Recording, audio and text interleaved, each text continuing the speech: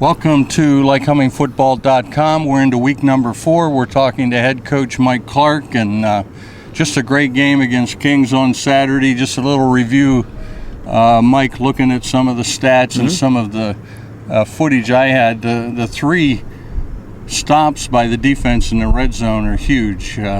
Again, defense is pretty solid. Yeah, John, at the end of the day, all that really matters is how many points do you score and how many points did the other team score. So, look, Kings did convert some third downs early in the game and did get into the red zone, but at the end of the day, they scored 1 touchdown and they kicked 2 field goals, which, is 13 points, and that makes things really easy, if you only have to be in the 14-plus range to win a football game. So, no, outstanding red zone defense by us. And really, as the game went on, I thought we did a really good job on third down defense as well. It's just early on, on some of their scoring drives, they converted some third downs. On the offense, of course, Tyler Jennings completing 63% of his passes. I don't really know what that 145 pass efficiency means.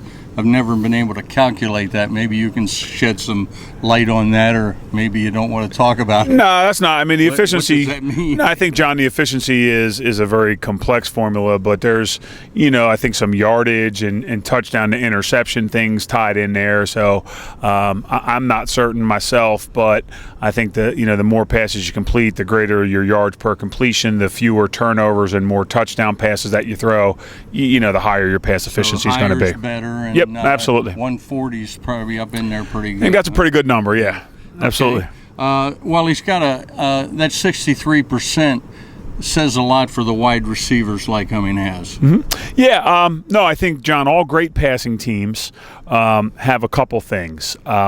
They have, first and foremost, a really talented quarterback who is smart and makes good decisions.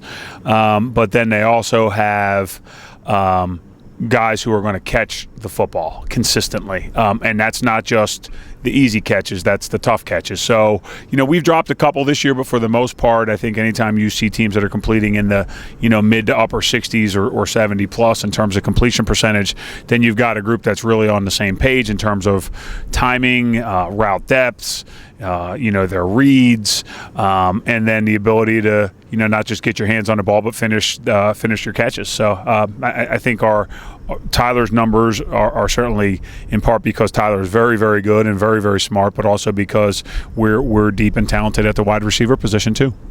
And Craig Needhammer rounds out the offense with a great offensive attack. I think he needs one more touchdown to pass Tim Dumas back in 01 or around that area.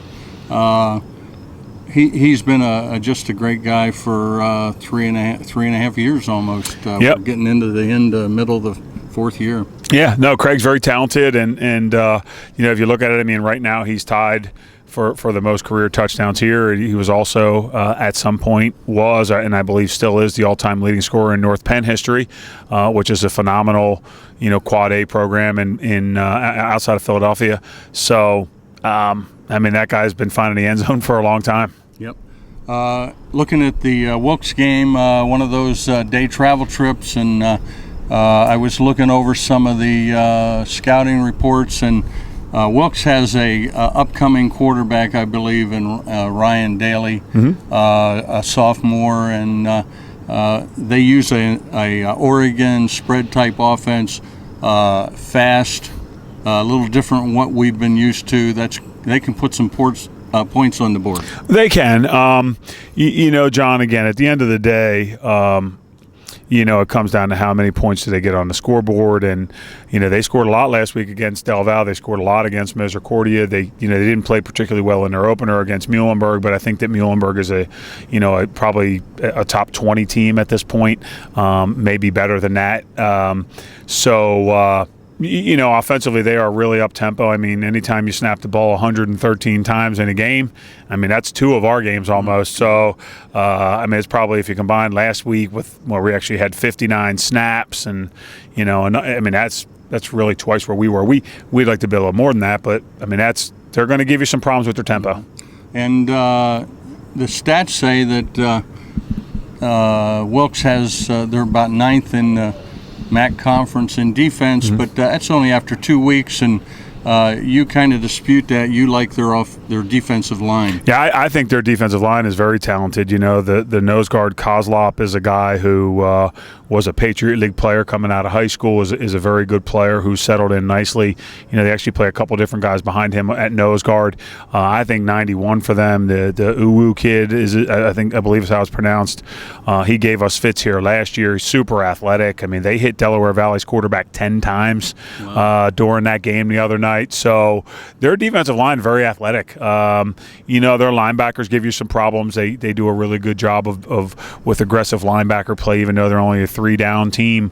You know, they're going to pressure some and try to create some problems and give you different looks. So and they're athletic enough on the back end that you know, like I said, they were able to limit Misericordia, and they held down, like I said, for a while. I mean, it wasn't like the final score was lopsided, but they held a pretty good Muhlenberg team in check for a while. So I think the numbers are overrated, and I think that defensively, this is probably the best defensive line collectively that we've played against. Mm-hmm. Well, Saturday, exciting to play good teams. The MAC has a lot of parity, a lot of good teams, and we'll see you over there Saturday, and best of luck. All right. Thanks, John. I appreciate it. Yep.